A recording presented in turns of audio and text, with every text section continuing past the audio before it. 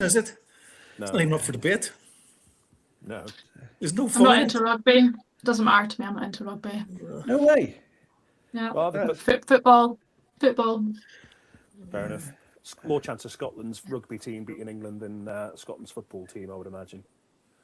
So I'm the other way around. I'm afraid. Hey, we're not doing bad No, you're though. not at all. But I'm the other way around to you. I'm just not into football. Too many years spent. I have very little interest in soccer, to be frank. Yeah, me either. Yeah. Okay. Unfortunately. Sorry, Siobhan. It's all the theatrics and the dancing and the throwing yourself to the floor stuff, and my Alice band fell out. So you prefer the cuddling then? You prefer the men cuddling? Yeah, male intimacy. Snuggle cuddle. Yeah, The snuggle cuddle. Okay. yeah. Much prefer that. There's a lot to be said for cuddling. Don't knock the cuddling. Yeah. Tony gives a good cuddle. So yeah, we're kind of live in some places. I don't remember cuddling you. So is somebody watching something live? So we are on. So if you need to turn the live stuff off because otherwise it's echoing, Siobhan. I've not got sound or anything on. Okay. Is it me? What the echo cancellation? What does that mean? Right. So It's on. okay, interesting. So here's hoping. Yeah, I've got echo cancellation on most of us. I can try my headphones again, but I couldn't really hear you. Seems fine my end, if that helps. No echo, that's all. I'm not sure what's going on here. Let's see if I can. Okay.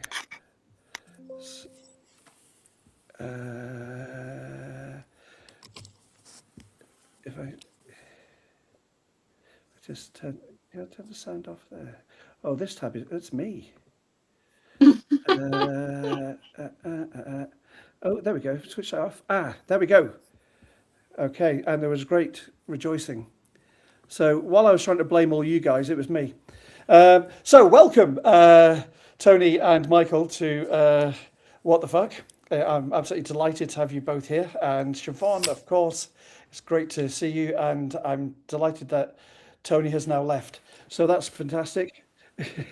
So No. Oh, he's back, which is great. So I think what we've asked you along to do is, we all exist in a mental health world where what the fuck is a primary question. So is there anything at the forefront of your minds that you would like to say what the fuck about and raise awareness, and hopefully by the end of our conversation set us all pointing in the direction of some manner of change, or where we should be going, or where we could be going at the end of it. We've got an hour to save the world. Okay, go. Shall we say Michael? On you go. Mine's more of a why the fuck than Why the fuck? Nice. Why the fuck does it take us longer than it took to win the Second World War to do some really basic things? Like get agencies to write a policy about how they're not going to leave gaps through which vulnerable people can fall. Or why does it take us longer than it took to win the Second World War to find a small room in a hospital that can be made ligature-proof, that has access to a toilet and a shower and a kettle, where vulnerable people can be taken by the police to be assessed in an appropriate therapeutic environment? The history of my involvement in this stuff is I'm just amazed. It's got all the urgency of tectonic plate shift, some of the change that happens. Why the fuck does it take us this long to do really basic things? Right. That's kind of where I start with this. Cool, thank you. Tony? I'm from Northern Ireland. I'm likely to swear more than him if I'm not careful. Okay, we can have a swear off. It'll be fine. If I'm given half the opportunity, I swear better than him. You see, I'm from Northern Ireland, so I'm going to try and be a bit best behavior. I probably end up echoing what Michael says, but in a slightly different way. I policies, policies. Somebody writes something, never get applied. I would just like this stuff to work better. And I think we had this conversation the other day, that in the great scheme of things, there were England and Wales last year, 53,000 detentions, roughly, there or thereabouts. That's about 30 odd thousand, 35,000 people, maybe, because of the way they just count detentions. In a country of 65 million or 60 million plus in England and Wales, you think we do this stuff slightly better. Right. We know what it looks like. We know what it feels like. You would think that the people that are commissioning this stuff could sort of allow people like me who are expected to do it, the resource and the equipment to do it. And I wouldn't have to start making things up all the time. I always talk about improvising solutions to systemic dysfunction. So it kind of feels like you're sort of reinventing the wheel every time that something comes your way. Well, who knew that, so I'm an AMP, okay? I organise mental health act assessments. Most people don't know what an AMP is. Bangs that drum. Most people no idea what an AMP is or does or how you do it. Ultimately, I come to your house, I knock your door, I say, please, a lot, and can I come in? And I make some sort of decision about whether you're going to be detained under the Mental Health Act. Do you know, that sounds easy. It's really difficult to do. It's really difficult to get two doctors there. It's really difficult to get an ambulance to turn up. It's really difficult to get me there. It's really difficult if you have to do a warrant. It's really difficult if you haven't got a bed when you need it. Everything is far too difficult to do for something that we know we're going to do 53,000 times next year. We can predict it roughly. We know what it looks like. We know what it feels like when it's done well. And it is done well sometimes. We know what it looks like when it's horrible, really horrible. We might come on to that later on. Yeah. What's your thinking, Siobhan?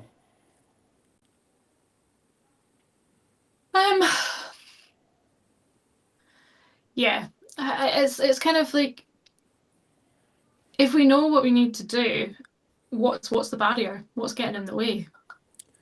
What's the things that need to change so that in order that there is that consistency and everyone is on the same page? I'm afraid I've arrived at the decision where I don't think big enough cheeses, I always call them cheeses, the Grand Fromage, I don't think enough people care. It's dirty work that's done over there in the corner to other people, by other people, and people sort of assume it happens in a certain way. They hope it happens humanely. They hope it happens well. They're paying their taxes for it to happen. But actually, when it boils down to it, all those conversations about party of esteem and doing all this, it just doesn't work because the investment in it isn't there. I mean, it just goes back to why the fuck. So we know all these things, and why is?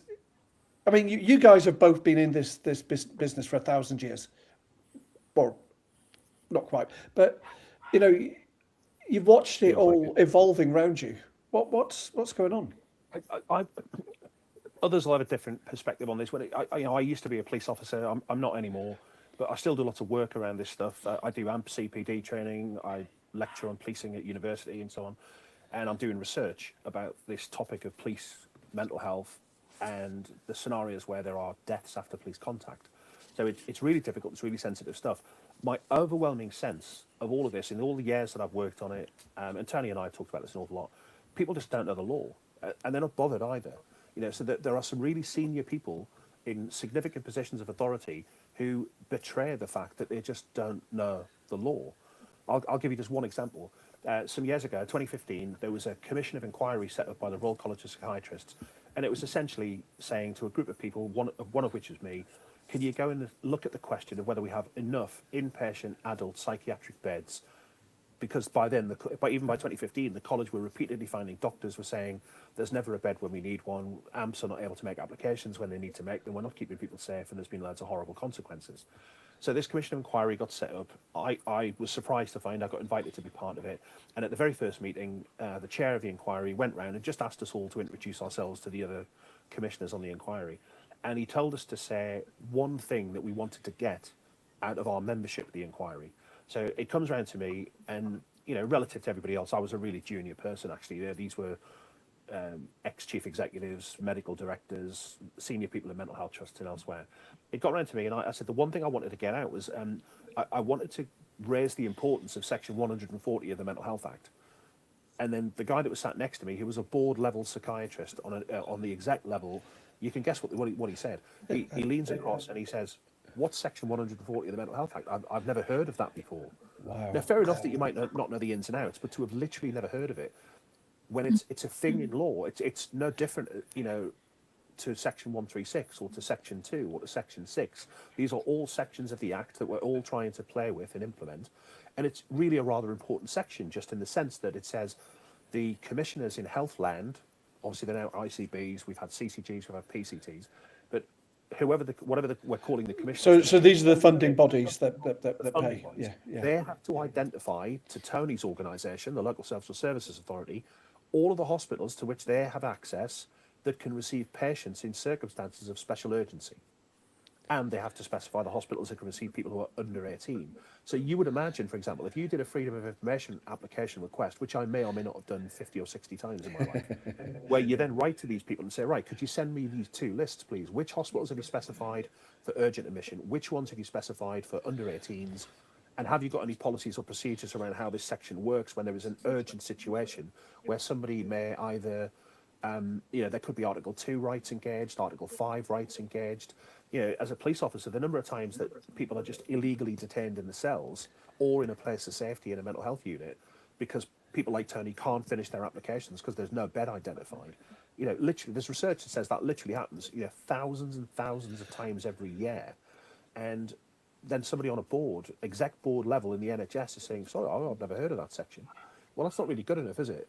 Why have we got people in that position who don't know about it? Now, maybe that's about training for him. It's maybe not his fault. If he doesn't know it, he doesn't know it. Presumably somebody's not trained him or it's never been explained that, senior people in the NHS have this kind of responsibility. And if there was awareness of that section, you might then have the commissioners would say, right, so what are our contingencies when there's an urgent admission thing? And then people like Tony wouldn't be left in a position where if he needs to urgently make an application, because if he doesn't, somebody may be suicidal, he can finalise his application to keep that person safe. That's just one example. So this is a structural problem. It's a structural problem. It's an educational problem. It's a cultural problem. The police have kind of been a part of that unwittingly, because I remember when I first started saying, when I joined the police, if you got arrested for an offence, the law, of course, says that the police can only hold you for 24 hours before they have to either charge you with an offence or release you. There's even public awareness that that's the case. The police get 24 hours normally. There's some rare exceptions, but normally you get 24 hours. And then they have to either charge you or release you. And criminals know this, and it's shouted in custody blocks all the time. My 24 hours is up, let me out or charge me. Well, if somebody's been brought in under arrest for an offence, but they're seriously mentally ill, and they then get assessed by someone like Tony in the custody block, and then doctors give medical recommendations, which means we need to section somebody, what can often happen, especially if the offence is really minor and the person's really poorly, is we can say, well, okay, we're not going to proceed with the criminal offence because, this is a bit of shoplifting by somebody who's psychotic, they're homeless, they're hungry, they've stolen a few quid's worth of sandwiches from Asda. This is a real example. They need admission to hospital because of the extent of their illness. Asda aren't going to care less anyway, so we're not going to proceed on the shoplifting. This person's going to be diverted from justice under the Mental Health Act into hospital. But then Tony's being told, there's no bed for that, so we're going to have to look for one. So the person's then in custody. The police have already made a decision not to prosecute. That now means we have to release in law. But what would happen when I first joined, and often still happens, is we would just forget to release the person because we're thinking, they need admission under the Mental Health Act. But until Tony can put his pen on that piece of paper and fill in the name of the hospital to which he's making his application, the person hasn't been made subject to the Mental Health Act. So you have this grey area. Now, in the real world, if that grey area is 1 or 2 hours, maybe we can say, well, in the grand scheme, does it really matter? It's taken 1 or 2 hours to find the bed, forms filled in, all's good. But there are examples in the real world where that grey period has been not 2 hours, not even 2 days, but over a week. And you think, well, there's nothing in law says you can just be held either by the police in a police station or sometimes in a place of safety in a hospital for a week without a Mental Health Act application. That's called false imprisonment. That's a legal liability that the trust or the AMP or the police or whoever's doing it has now, offered up for civil litigation. And people have brought challenges around this kind of thing. It's an Article 5 violation as well, because you've detained somebody without an authority in domestic law.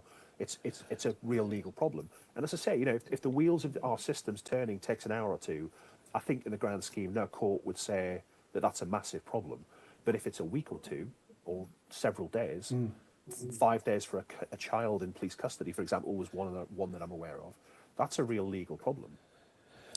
But but it's not a problem if the police are just doing it and nobody's challenging it. Yeah. And I can remember when I first was saying to the police, hang on a minute, if you've decided not to prosecute him, the Police and Criminal Evidence Act says he should be released. And if the AMP hasn't yet made an application, they're not detained under the Mental Health Act either. So they should be released according to the legal framework. Now, if you're telling me that's a safety risk because the person is either suicidal or in some cases actually a risk to others, less often the risk to others, but whatever the scenario of risk is, you need to find a different way to manage it than false imprisonment. Are people not challenging because they don't know? I would say to some extent, yeah. I mean, who's got the energy? If you're really ill and you're busy bouncing around these systems and getting yourself admitted to hospital, who's got the energy to go running around for solicitors to challenge that? If the person's even well enough to understand that that's what's just happened to them. I was going to say, what does that look like for you, Tony? I'll just come in there because solicitors aren't ambulance chasing this stuff. You can't make money out of it. Okay, Right. That's another thing. So it's very hard to get someone to represent you. There was a fairly famous case once where a detention was thought to be all wrong for all sorts of reasons, but eventually they did the right thing the wrong way, and the guy got a pound's worth of compensation. Pound? That much? Okay, so there aren't solicitors chasing this stuff, but this stuff around. Me and Michael have often talked about the lack of legal literacy required. Everyone forgets this is a legal thing, okay? My job's a legal job, okay? Yeah. It's the doctors, but everyone thinks doctors do it. If you were to ask someone who detains someone under the Mental Health Act, everyone would tell you. Most people would tell you it was a doctor. Most people have no idea what an AMP is or isn't. It's the AMP that detains you or not. People ask me what my job is, and I say I'm the man that comes to take you away. Yeah. More importantly, I'm the man that doesn't take you when everybody else says I should.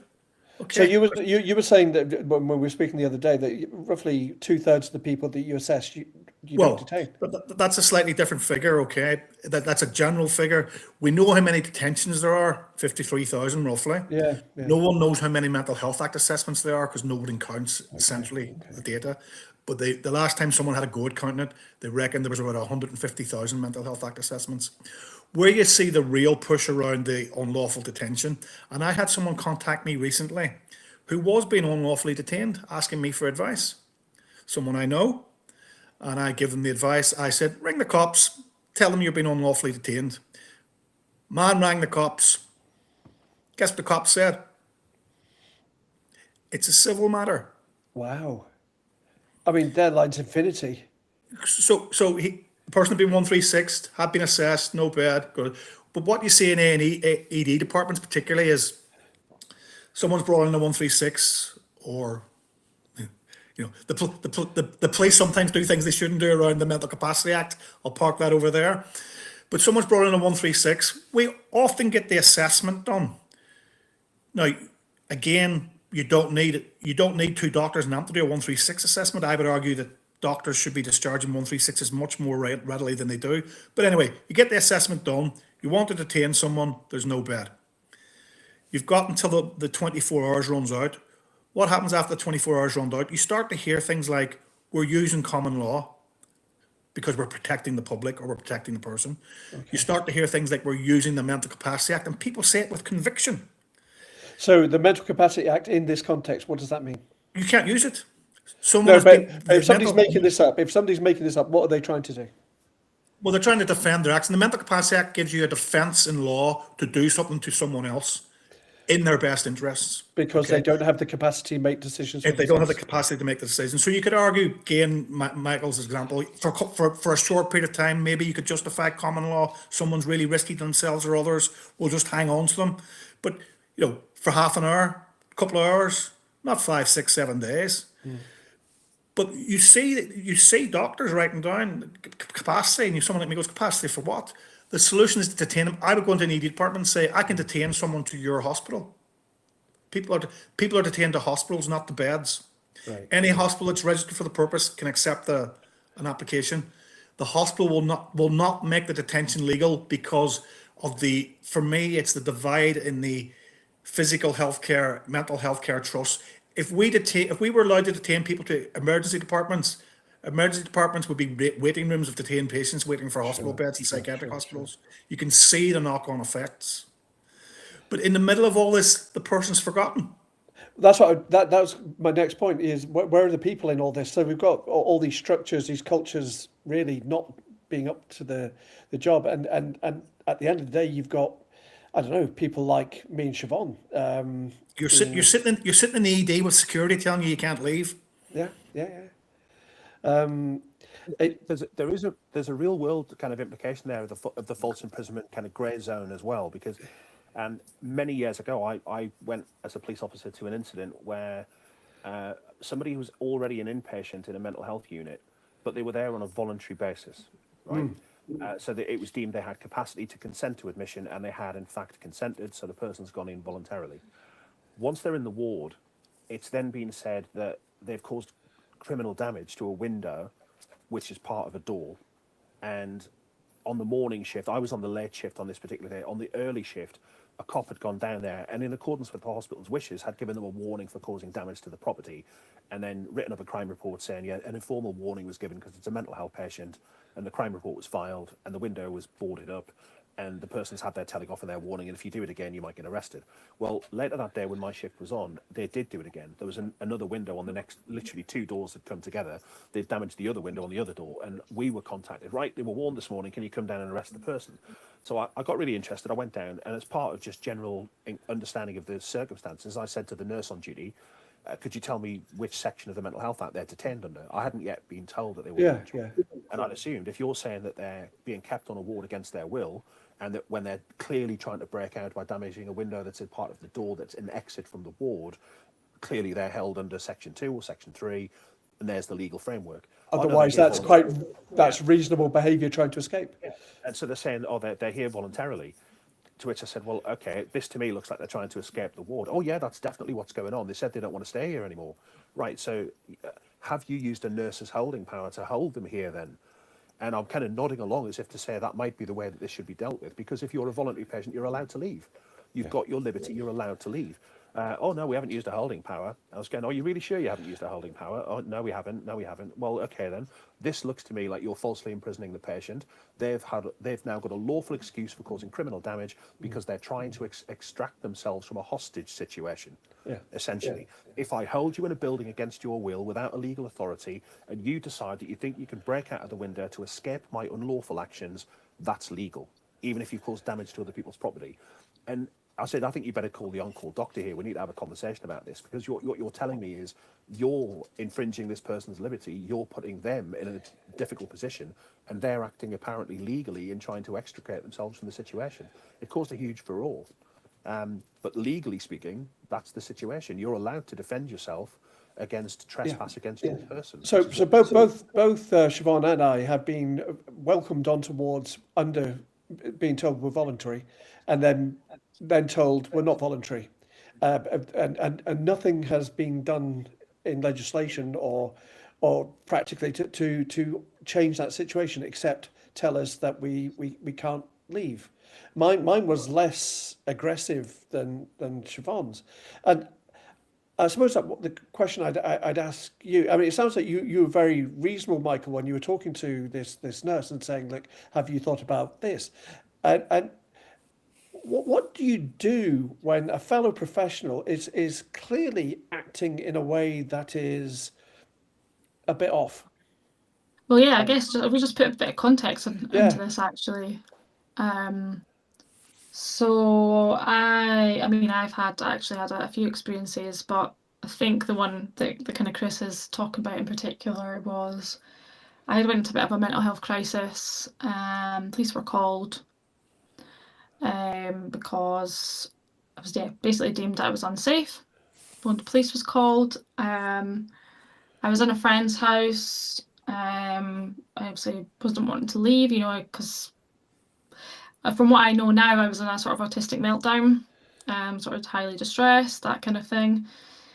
So I was like, no, I just need to stay here and calm down. And I was forcefully removed from that house by about 4 or 5 police officers. I was dragged down the stairs, carried down the stairs, and I was trying to kind of obviously, get away from that situation. I was like, got all these people touching me, carrying me down the stairs, like, get off me, like this is not helping. And I was literally told that I was being a naughty girl. I needed to behave. I was being a naughty girl.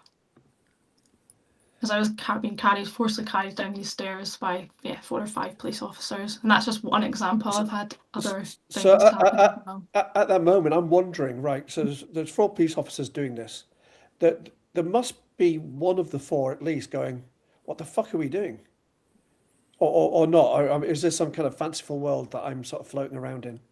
Well, I guess it depends because it's hard to guess what was going through their mind, not being there or knowing them. Yeah. There are some situations where officers are acting legally, correctly, procedurally, but it does end up nevertheless in restraint interventions. The difficult aspect of some of this stuff is whether that intervention is taking place in a private home, because actually, whether we're in Scotland, England, Wales, or Northern Ireland, none of the mental health legislations in those countries allow the police to detain somebody under police powers in a private premises. If somebody like Tony's done their assessment and they've made an application, then yes, the police can act legally in private premises to assist an AMP or a mental health officer in Scotland. But if the police have turned up on their own to an incident and it's in a private dwelling, there's no legal authority for them to use coercive powers under the Mental Health Act. Yeah, So but that was literally in a friend's house. So. Yeah. So if they're trying to say that was under the Mental Health Act, then that was illegal. That said, when the police are in private, Tony referred earlier to various improvisations that happen. The police also do this in private dwellings because, let's be fair, there are some situations the police go to in private dwellings where people would be unsafe if they were allowed to remain there. And the officers have to balance off that whole kind of, would I rather be sued for acting illegally, or would I rather be in a coroner's court explaining why I left someone in a position of risk? That's a really difficult But thing. four to 5 police officers carrying a petite, like I'm a kind of petite female, that to me indicates like that was really inappropriate. I'm going to come in here. Yeah. I On you go, Tony. I had this conversation last week with Chris. When I go to people's houses, sometimes with the police, sometimes with not. This is not about you, Siobhan, okay? But you see, actually taking somebody from their property to hospital, people often acquiesce to it. People are often, are happy with it, but they acquiesce to it. But actually, making someone do something they don't want to do it's ugly sometimes. It's not the comment on your situation. In general terms, if you were to come to my house and try and take me away legitimately, and all the laws were in place, if I'm refusing to come, it's ugly. It requires muscle, and effort, and in the last 2 months, I've been assaulted twice going about my lawful business. I'm regularly called names. I'm regularly spat at. These things happen. We were talking about if that situation arose and it was somebody that looked like one of us 3, would the police be slightly less inclined to go and try and restrain us, or would they be more conversational? Or... Again, I think when we spoke before about this, is that it depends on the dynamics of the situation as well. But I think, Michael, you remember there was a video last year of a guy being restrained in an A&E department. The guy was basically the police officer basically pulling his arms out of his shoulders. It was clearly all over the top. I think, Chris, you hinted to me before. Would we challenge people? Well, I have done. Yeah. I've been the whistleblower. I've gone through the CQC. I've done it there and then. I've done it to managers afterwards. It doesn't make you popular, No, I can imagine you get a lot fewer Christmas cards. Yeah. So the issue becomes, how you challenge, where you challenge, and rotten apples everywhere, aren't there? I suppose is it about yeah.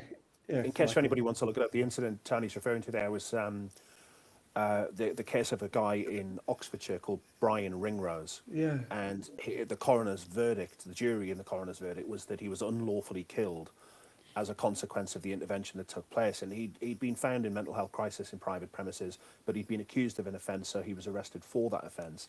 He was transferred then to A&E, and the coroner's verdict was that A&E's treatment of him and their decision to discharge him from the A&E department was fundamentally really flawed on medical grounds.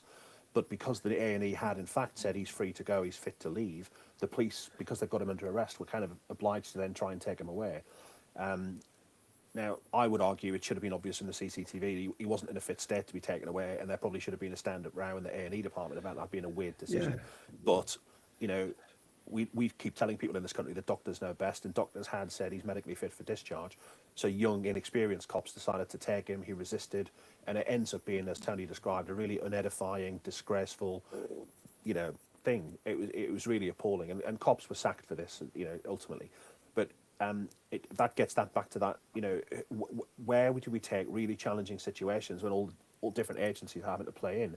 A&E didn't want this disrupted guy with mental health problems there, so they've kind of cuffed their medical assessment incorrectly, and they've shoved him out the door too soon.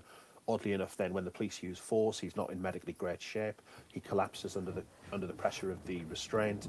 It's really, really messy. And some of these mental health deaths after police contact that I'm looking at for my PhD that I was telling Chris about earlier are really, really messy, sensitive, complicated things, and they're resistant to really simple, you know, to some really simple explanations about how you fix them. You know, it might be a simple explanation for how somebody died. It could be, you know, the police didn't respond when they should have done, or the police have restrained somebody for too long in the wrong position. Sometimes the explanation for the death is simple, but the explanation for how you fix that is complicated. And bosses aren't sufficiently involved in it. We come back to Tony's grand fromage. It sounds so much sort of political, though, because we're constantly told that lessons were learned, and then nothing appears to change, or do things change? Or they're just invisible things happening? I don't know. Some things do. I mean, this whole lessons learned thing is the very core of what my PhD is about, and I'm only in the, you know, I'm 1/6 of the way through doing this thing. So I've got 5 years to keep doing it. But what I'm trying to look at is that, you know, we constantly hear about lessons learned. Families who have horrible experiences of deaths after contact, whether it's with police or with mental health services or both, they'll often quite rightly, quite reasonably, quite fairly say, we want this looked at, we want justice, we want inquiries and investigations, because we want lessons to be learned to make sure no other family has to go through this again. I've heard words similar to that countless times. And then at the end of long investigations, which sometimes take more than a decade, quite disgracefully, you get an inquest where there's a negative outcome, and chief constables or chief executives or the grand fromages, somebody will appear on the news saying, yeah, we acknowledge the finding of the coroner, we're terribly sorry for our role that we played in it. You know, we'll look at this in terms of policy and practice and best practice and so on to make sure lessons are learned. So you get this bookending of the words lessons learned, where the families demand it after the death and then the agencies promise it after the inquest. But when you start looking at actual deaths after contact, it's easy as pie to look at events that happened, you know, in one particular year, and then lessons were promised, lessons learned would be promised. 10 years later, in a different police force, you've got exactly the same kind of incident. And you think, well, okay, so maybe police force number 1 learned the lesson because maybe they haven't had a repeated incident that's as concerning. But did police force number 2 learn the lessons from police force number 1? Because that's presumably some of the point. And we know the NHS do things to try and make lessons learned across their systems. You know, the NHS England put out things like patient safety alerts where they might say, look, there's been, across a number of hospitals or mental health trusts or ambulance services, whatever, there's been a number of deaths connected to something. Therefore, all trusts need to be aware of that thing so that you can make sure that your paramedics, your nurses, whoever, you know, are aware of this and not making the same mistakes. Now, policing has a college of policing, and they have a National Police Chiefs Council, for whom, you know, for both of those organisations, I worked for 5 years as the National Mental Health Coordinator. But within it, they don't really, in my view, seem to have structures that make these lessons get disseminated. You know, when I was at the college, I used to email forces and say, look, I've come across a case, I think it's relevant to everywhere, so here's an email summarising the case and taking what I would argue are the lessons to be learned. We sometimes raised examples like that on CPD events and so on. But whether forces kind of, you know, pick that up and run with it, and you know, whether police force number 2 sits down with their partners and says, look, there was this thing in police force number 1, we need to change the joint policy on 135 warrants to make sure that we're not making the same mistake. You know, I get very little sense that that's You're talking about continuing professional development there, and what about the core training? So in Scotland, I was reading that there's 700 mental health calls to the police every day. Are cops, are they prepared for that? Are they trained for that? No, I'm going to say no, but I'm going to come back in the 1351 warrant. So 1351 power is a police power. An AMP gets the warrant, the 1351. Other people can get the 1352. But if I ring up my local police force and say, hello, my name's Tony, I've got a warrant, can you come and execute it, please? I will still get the answer today, back on the back of sort of right care, right policies, on the back of behaviour and culture. Well, you can do that yourself. You don't need us. And you go, it's really basic stuff. It's really straightforward stuff. I shouldn't be having to explain at every turn that this is how it works. You should know how it works. Now, to be fair to individual police officers, they might do that one or two times in their career. You know, I want to be careful with this conversation now, because Yeah. when you talk about mental health, we have a tendency to go off to the what happens and what goes wrong. Okay, because sometimes it goes spectacularly and horribly wrong. But you know, the vast majority of the mental health act assessments I have done have not required the police. There's been no violence. There's been no nothing. It's been fine. Yeah. You know, it's required me, two doctors and a nurse to see someone, to take them off to hospital. You know, that does happen in a cordial, difficult way sometimes. Professional, let's use the word professional, okay? Because it's not a nice thing to be doing. But when it becomes difficult and when it goes wrong, that's what people concentrate on. And rightly so, because if you can't get the basics right, then how can you expect to deal with the difficult? Chris, when I spoke to you before, for me, this is about the offer of psychiatry.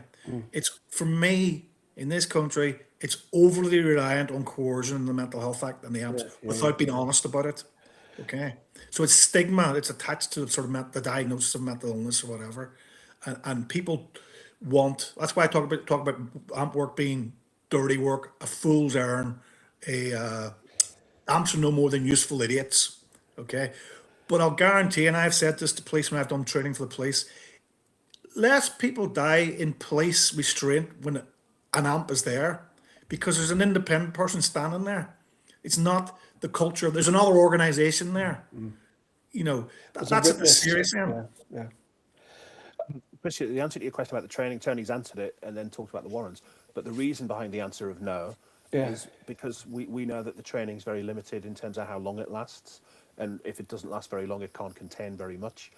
My standard joke for all my career, and I've said this recently since as well, is I was given 4 hours of training in 1998. Half of it was wrong, and the other half doesn't work in the real world because the systems and the processes don't actually look like the Mental Health Act.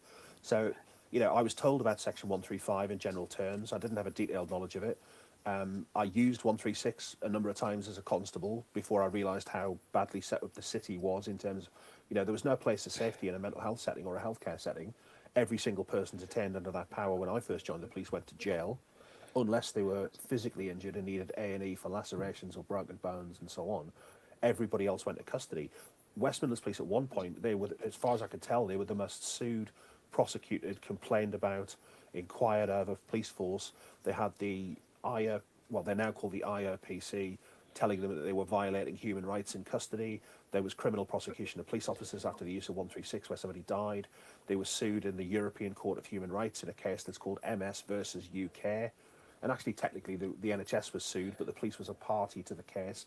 You know, all in the city of Birmingham, all in incidents that happened within a few years of each other. And, you know, going out with 4 hours of training, half of which was wrong, into that environment meant you very quickly realised you weren't equipped to deal with it.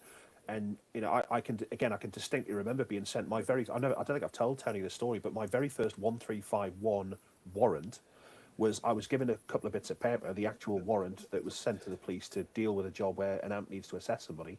And I was told, can you just go down to such and such address? It was then called an approved social worker. There's an ASW there with a doctor, and they just need your foot to kick the door in, and then they'll take care of the rest. So, of course, I go down there, and in Venice, I didn't need to kick the door in. I just leaned on it and it popped open. It was really insecure. And there's a poor guy living in there. And then, of course, nothing went to plan. It wasn't the case that I just need to kick the door in and they'll deal with the rest. It then became, he needs to be sectioned, he needs to be removed. We can't get any transport. Can the police come and do it? Well, believe it or not, I had gone down there on foot because I was made to do foot patrol in my first few months after I was allowed out on my own. And I had wandered down there as a probationer in my white shirt without a stab vest to lean on a door for somebody. But I had no idea whose job it was to convey.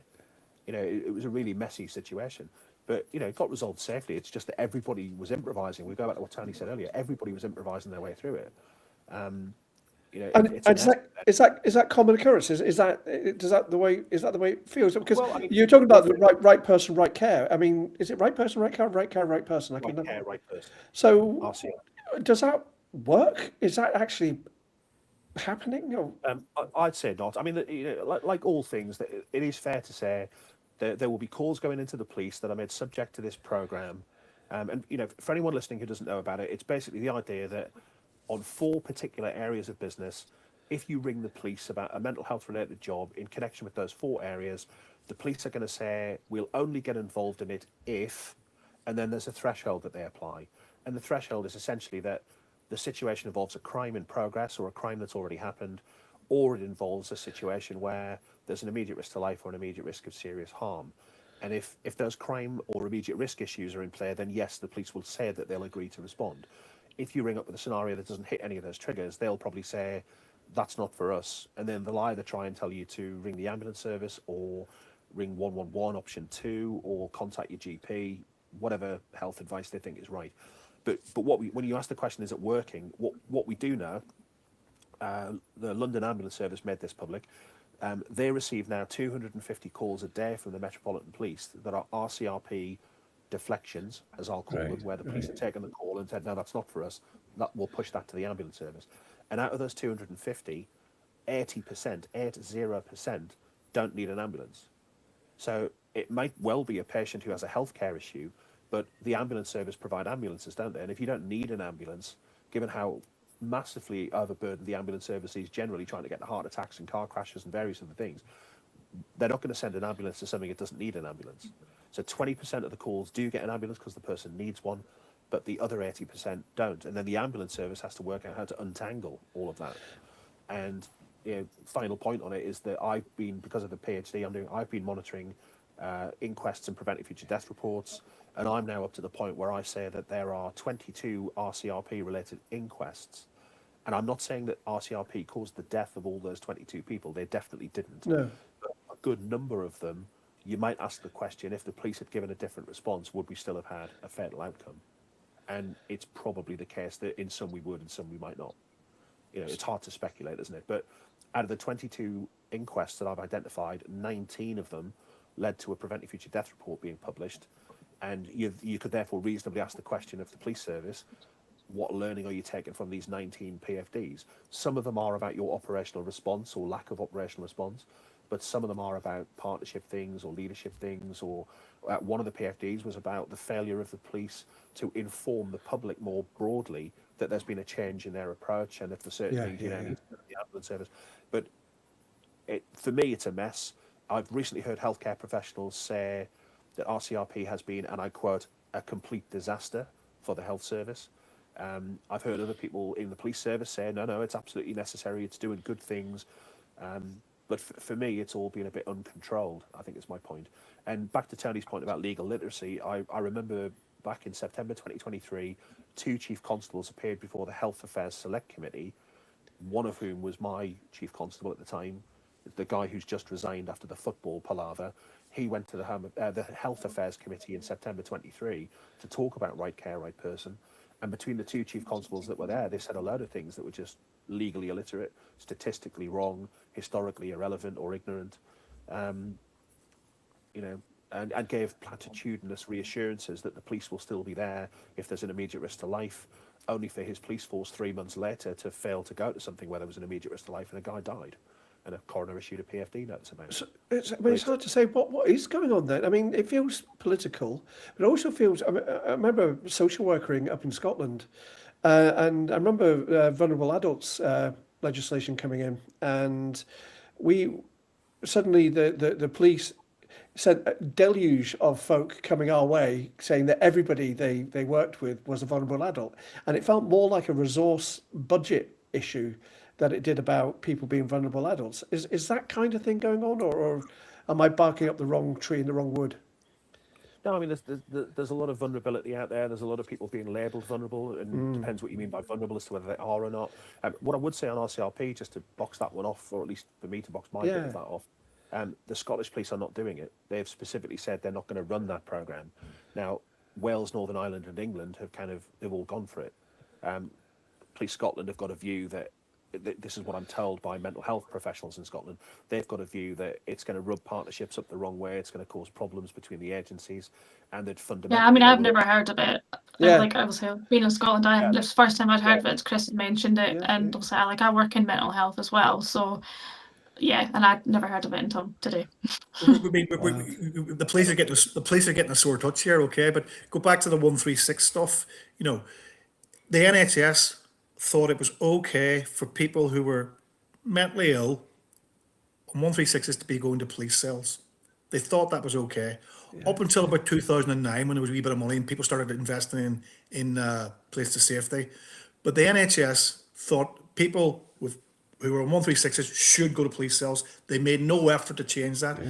It was the police that changed it, and mostly your man there that's sitting in the room with us, okay? It was only in 2017 that the law was actually changed to stop people being taken to the cells. And again, it'll be amended now in the 2005 Act to completely stop anybody going to a police cell.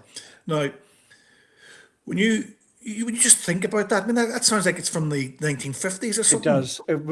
It's Dickensian. Nobody in the NHS was protesting. No.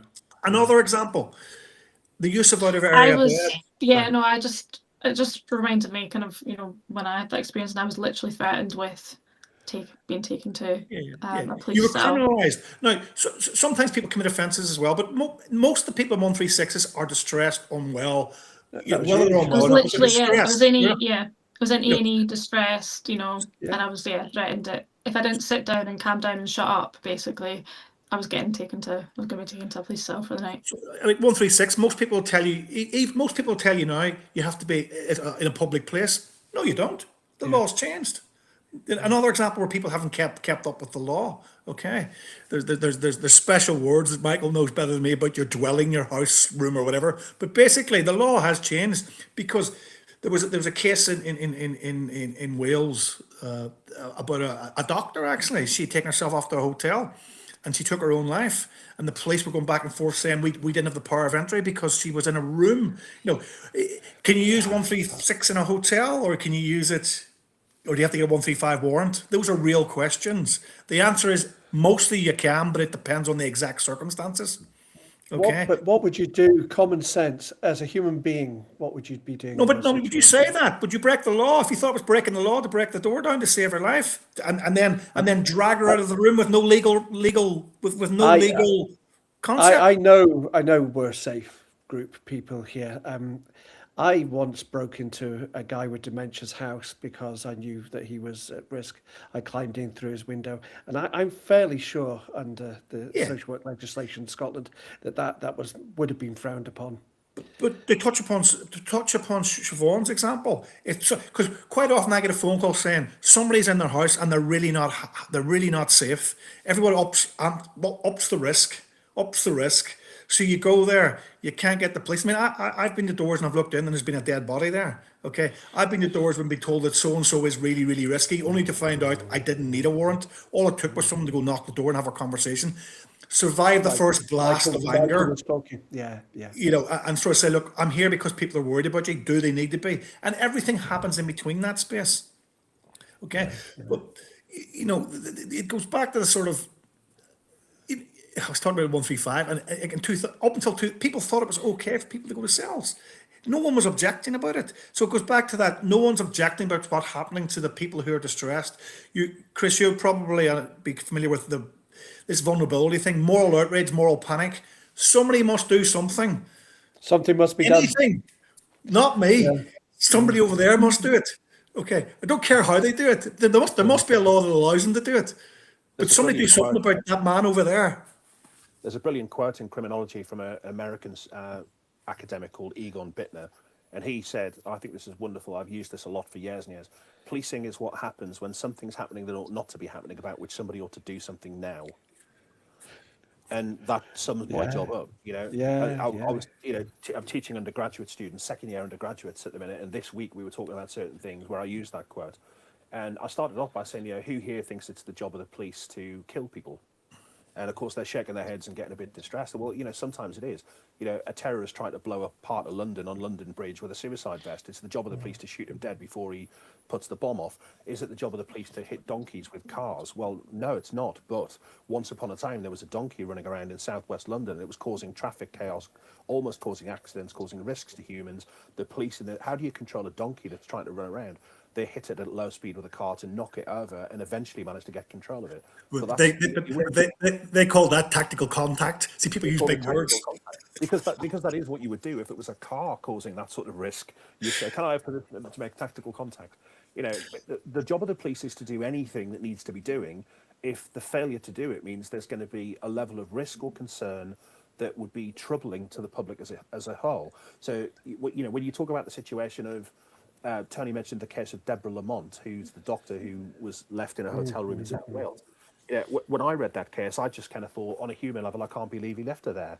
And I went back to something that when I was a PC, one of the old wise inspectors at my police station had once said, if you're put in a position where you have to choose between doing a positive thing to keep somebody safe, which might or might not be illegal, but you're not quite sure, versus doing nothing because you're nervous about doing something that might be illegal, and that then causes a risk where somebody dies or goes missing or becomes a victim of crime or whatever, err on the side of caution. Because he said, and I do believe this is true, for all the criticisms we have about the police trying to hang officers out to dry and so on and so on, I do believe it's genuinely the case that if you're doing things in good faith for good reason and it turns out you've acted illegally, the police back you, you won't be disciplined as long as it really was done in good faith for the right reasons. So for me, with the Deborah Lamont case, you know, people can argue about whether 136 should have applied in hotels, whether it was obvious, whether it was not obvious.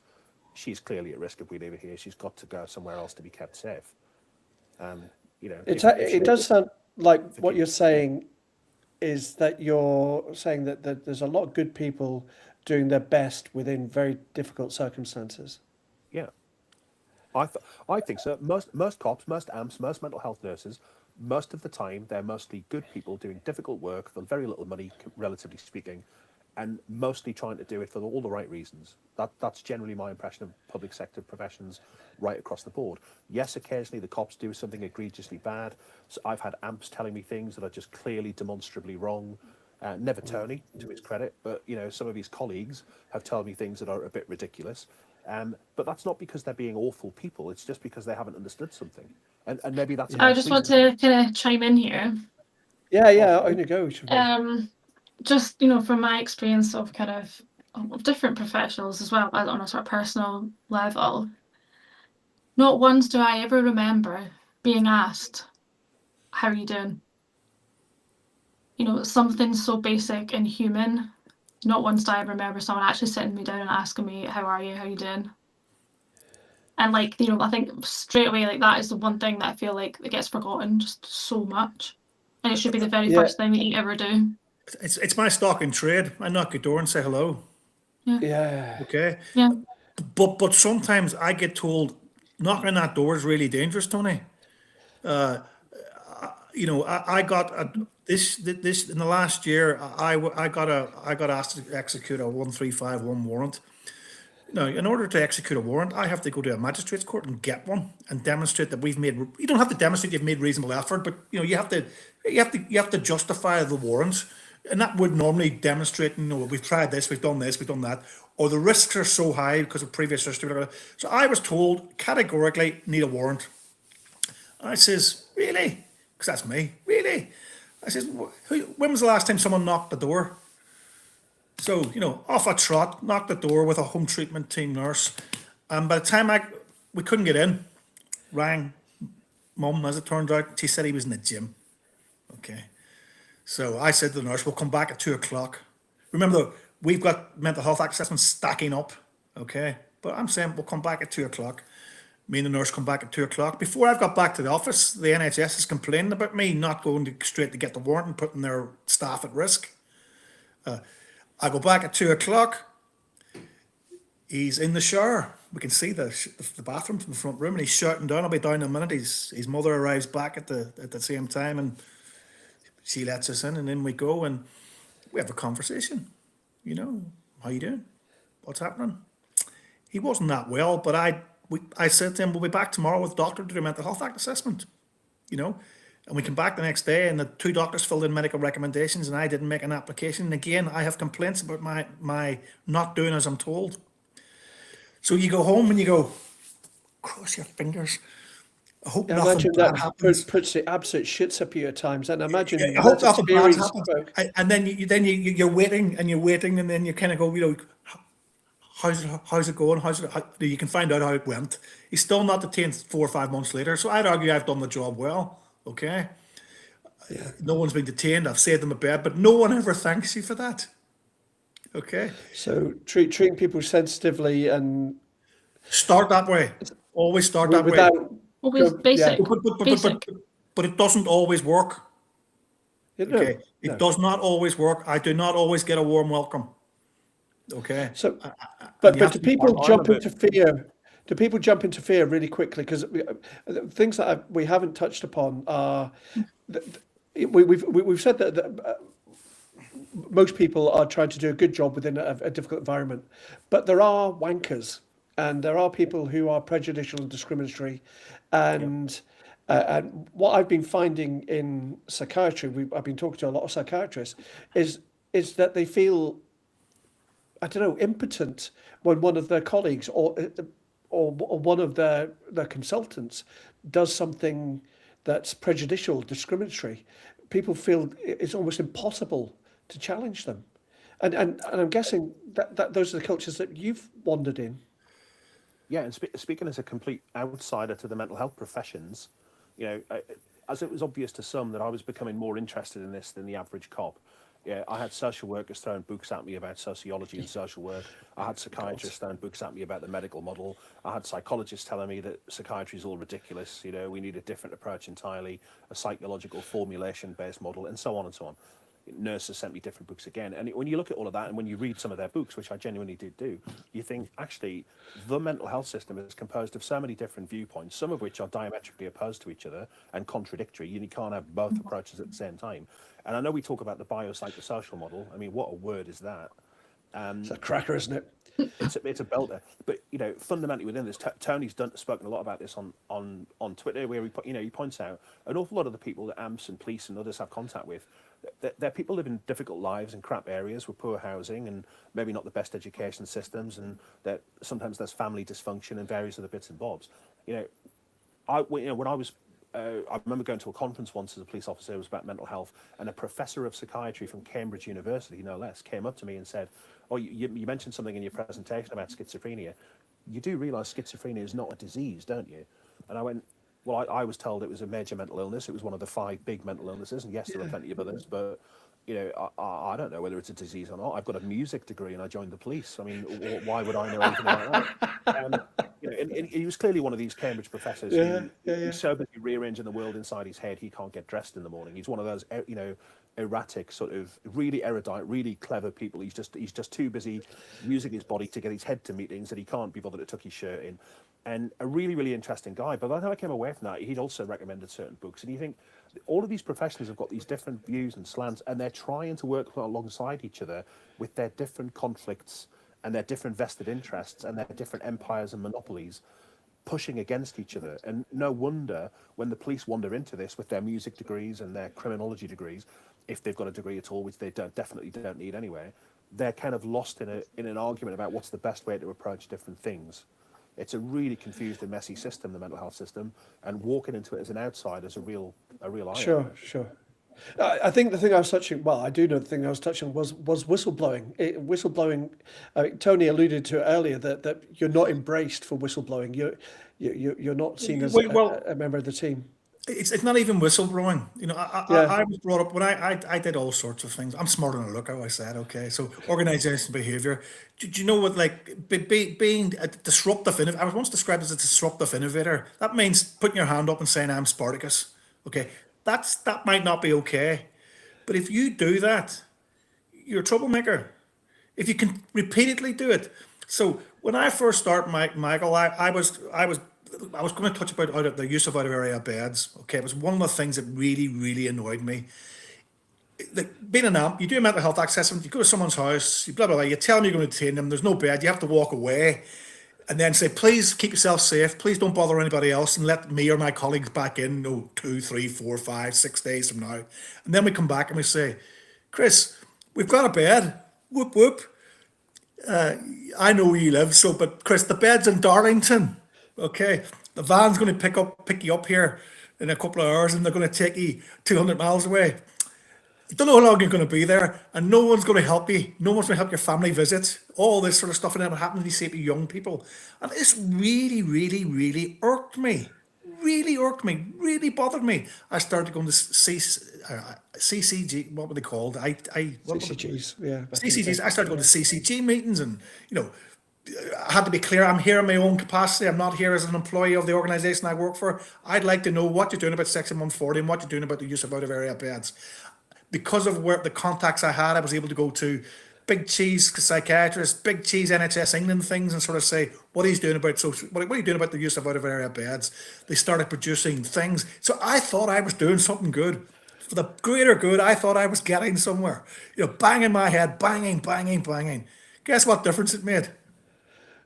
Loads, and things are much better now. And thank you for it. And you've saved the world. Thank you. I'm going to admit I had some fun while I was doing that. Okay, Yeah, I had yeah, free yeah. train tickets to London and big posh things and conferences and all sorts of things.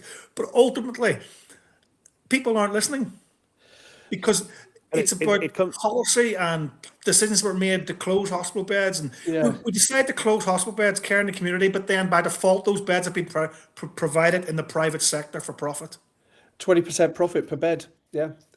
Sorry, It comes Michael, back you to were something. saying. Yeah. It comes back to something Tony said at the beginning. Because I also Or it worry. might be me. I don't know. I worry what you worry, which is that I just don't think enough people care about this. Yeah. Because if we cared about it, we'd circle change for it. And you get these massive incidents like the Nottingham stabbings, and then suddenly everybody's interested in mental health. Yeah. The dangerous bit of it. Yeah, the dangerous end of it, or the he should have been locked up kind of argument. And you think, well, actually, when you even look at some of the there's lots of things went wrong in Nottingham, of course it did. But when you look at what it was, is it as straightforwardly simple as some people were saying? Probably not. There's a public inquiry going to look at it all, but that's also a thing about policing and criminal justice, because everybody's outraged at the Mental Health Trust, and I know that senior executives over there were being written up in the newspapers. They've earned this much money, and look at this Nottingham Killers, what he's gone and done. Nobody's asked the question about why, when Callaghan was arrested for 3 murders and 3 attempted murders, why was he not assessed in police custody under the Mental Health Act? Because Nottinghamshire Police had met him probably 5 or 6 times in the previous 3 years, and every single contact prior to the killings had a Mental Health Act component to it. Sure. He was either being arrested for an offence, then assessed, or the police turned up to an emergency and arranged an assessment, or an AMP had a 135 warrant and he was sectioned. Every single contact had a Mental Health Act aspect, and yet, he kills 3 people, tries to kill 3 others, no Mental Health Act assessment whatsoever. But you know the answer to that question is because of the nature of the crime. Okay, Well, quite possibly, but I but see but that. I see that in custody. I see that in custody a lot. Yeah. The nature of the crime dictates the route that's chosen. Yeah, and there's there are other cases like there's been a recent Supreme Court case about whether a guy called Alexander Lewis Ranwell can sue organisations for failing to section him and failing to provide care. Right. Alexander killed 3 guys in Exeter in 2019, and in the 48 hours prior to killing them, he had been arrested twice by Devon and Cornwall police firstly for a burglary, then secondly for a grievous bodily harm incident where there was serious violence and weapons used. And on neither occasion did they prosecute him for anything. They've bailed him off for more inquiries, and all the mental health stuff was fudged around it. So long story short, when he's released after the grievous bodily harm attack, the reason that all got stuffed up is exactly what Tony's just said. that an AMP and a nurse and a doctor had decided, well, this is so obviously serious. If you attack somebody with a 4-foot logging saw, the police are going to prosecute you for that. So what we'll do is we'll let the police prosecute, and then we'll pick him up in the prison system or wherever he ends up. We won't immediately assess and section him. But unfortunately for everybody, the CPS turned around and said the police don't have enough evidence to prosecute him for the GBH, so we want him bailed for further inquiries. And after the further inquiries have been done, we'll reconsider the need to prosecute. So that led to the scenario where the police duty inspector is writing all over the custody record to say, I don't think he's safe to release. I don't want to release him, but mental health services haven't sectioned him and won't assess him, and the CPS won't prosecute him, and senior officers who've been asked for an extension of detention won't authorise it. I've got no choice but to release him, but I think it's a ridiculous idea. Yeah. And he was then released, despite what that inspector had done and said, and off he went to Exeter on a bus and then a taxi, and he kills these 3 guys. Now, he's tried to sue the organisations for not dealing with him appropriately in the first 2 arrests, but a very, very rare legal thing's been invoked for where the organisations have managed to get his case just banned from occurring. And the lesson within that is that AMPs sometimes go amping within the criminal justice system where people are under arrest for things. And Tony's very good on this, not least because I've bought him over coffee many times and beers and so on. But a lot of AMPs don't realise that you can't just assume the police will prosecute for things because you would prefer them to prosecute. The police actually have to have evidence to prosecute. That has to be independently assessed by the CPS, not by the police, especially when it's serious. And therefore, if you just say, oh, well, this should be part 3 of the Mental Health Act, he's done something really serious, you can't just assume that can happen because sometimes the evidence isn't there. And that's a complicating factor for all of us. Listen, I hate to say this, guys, but we're running over time, and I want to say thank you for coming. So what do we need to do? Right, the final few words on this. What ideal world? What could be done? What should be done? I mean, Tony's saying that you've been banging your head against the wall, and then you've gone, fuck it, no, that's plenty. I've got a life to live, and it's exhausting. But what do we do? Legal literacy, and then talk to each other. It kind of, but at all levels, it's all very well frontline cops, frontline AMPs, and others shouting at each other because systems don't work. They can't fix the systems, and certainly not on a Tuesday night in the rain at 10 o'clock when something needs to happen. No. Bosses need to sit down during the daytime in meeting rooms and by all means order a buffet, get the coffee in, but they need to go into the rooms with knowledge so that we don't have chief constables thinking that doctors issue 1351 warrants, and we don't have control room inspectors and sergeants telling AMPs to get a paramedic to execute their 1351 warrants. These are all legally illiterate, ridiculous examples of people just not knowing what they're talking about. So people need legal literacy because, oddly enough, when you get people like Tony and other mental health nurses who I've known who come to understand police powers and their limitations and their possibilities, they can interact with the police in a way that pushes buttons and sometimes gets things done. I'd like to think as a police officer, when I've understood the Mental Health Act enough, I've been able to do likewise in the opposite direction. And when I was at the College of Policing, where I had to deal with lots of forces, lots of trust, lots of AMP services, the areas that are working better and doing better tended to be the one where there's some nurse who understands PACE and there are cops who understand the Mental Health Act. And where you get both together and they can talk to each other, work to each other, and where they recognise that the mental health trust's not perfect and it sometimes causes problems. It's not just the police messing things up and being ignorant of mental health. Sometimes health services cause problems. And when the police can recognise that actually sometimes the police cause problems and there's as much work to be done inside the police as there is outside the police, that's when you start to get, for me, a bit of progress. I'm wondering, where do people like me and Siobhan fit into this? But I mean, it sounds absolutely blatantly obvious that people who come crashing in through your doors and dragging you downstairs, somebody somewhere should be saying, are you all right? How are you doing? But this is my point, okay? I would like to get a point where we're less reliant on coercion, okay? Yeah. And what that looks like and how it is. And it's lots of things, but they offer, too many people, young black men, experience the mental health system as a coercive thing. It's their first contacts with the criminal justice system. We need to get to the position where someone says, look, I'm here to help you. And it needs to feel like help. Yeah. But we've got to recognize that not everyone feels that way. And it doesn't, one of the saddest things I remember doing, and I've seen, I've assessed desperate situations, but one of the, I was sent to do an out of area mental health assessment 200 miles away. I got to stay in a Premier Inn. I got to meet the child's family the next day. They got to sleep in the car park of the private hospital in their car. Okay. We were paying shitloads of money. Not we, the taxpayer, was paying shitloads of money to this private hospital to detain this young man. But no one was helping the family to even go and see him. And we all know the social networks for this. And so the offer that we give people has to be a better one. But I worry that the answer is always more coercion. Michael has talked about preventing future deaths. I'm aware of a hospital where 2 deaths have occurred, okay? And the coroner said, build a bigger fence. Basically, every time you do something, every time something tragic occurs, the answer from everybody, society, courts, coroners, is we should have been more restrictive. We should have done, we should have closed more doors. We should have removed more ligatures. We should have. I'm not sure that's always the answer. I think the answer is around that relationship stuff, okay? Which Siobhan, you're talking about. How am I? It's not a magic bullet, but actually, if you have services that are so stretched, I haven't got the time to say, Siobhan, how are you? And if I'm going 4 times, when I first started doing this job, when I was on ASW duty, I might not get asked to do a mental health act assessment. Now, if I'm on duty, I'm guaranteed I'm getting asked to do at least 1 in the community, 2, 3 in hospitals. There is an attrition rate with that. I have personally done nearly 2,500 mental health act assessments. That's 2,500 people, 2,500 families. I know Amsterdam have done more. That's a huge amount. That has an impact on you as an individual that you have to guard against, Yeah, etc., etc., etc. Yeah. But you ask what changes. I'd like us to be less reliant on coercion. Sure.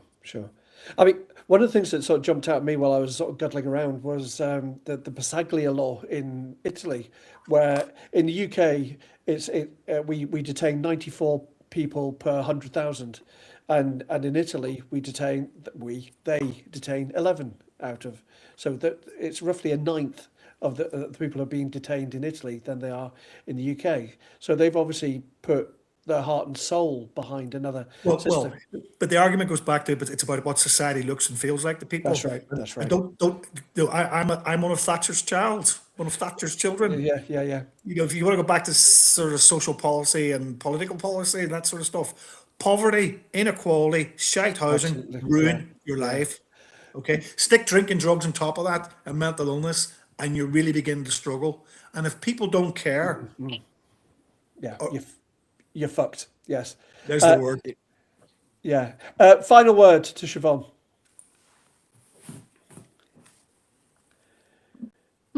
This had better be good. Now, what are your thoughts? I mean, God, it feels like we've been throwing a lot of, I don't know if it feels theoretical stuff, but it also sounds practical stuff. And in amongst it all, you've got the, why didn't anybody ask me how I was? Yep.